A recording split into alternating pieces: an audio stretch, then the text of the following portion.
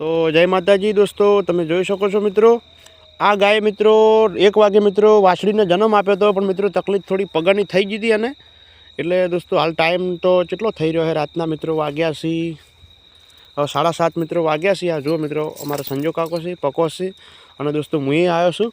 હાલ તો દોસ્તો આ ગાયને ઘોડી પર ઊભી કરી છે, કારણ કે મિત્રો ચેલ્યા પગર્યા ને એમાં થોડી કમ શક્તિ થઈ ગઈ છે, એટલે મિત્રો ઊભી થઈ શકતી નહીં.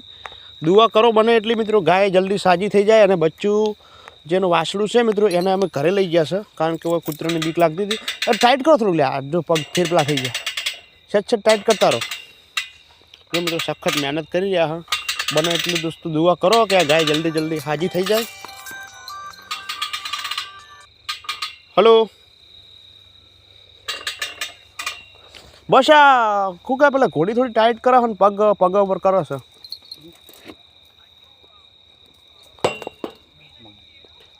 એટલે ઊભી એના હાથે નહીં રહેતી, પેલા જોડીમાં ઊભી કરી છે ઘોડી ઉપર.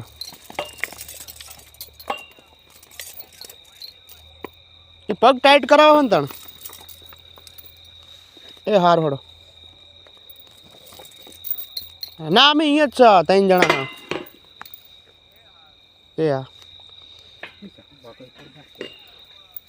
ખાઈને આવો સંજય કાકા, તમે શું હાલ તમે વચ છો ને હાલ ખાઈને આવો, ખાઈને.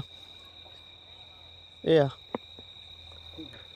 તો મિત્રો સંજયના પપ્પાનો ફોન આવ્યો હતો, એટલે એ ખાઈને આવશે કોઈ કણ, એટલે ગામે હોય જ છે. તો દોસ્તો દુઆ કરો કે ગાય જલ્દી મિત્રો કમ્પ્લીટ થઈ જાય. જય માતાજી, જય ગૌ માતા.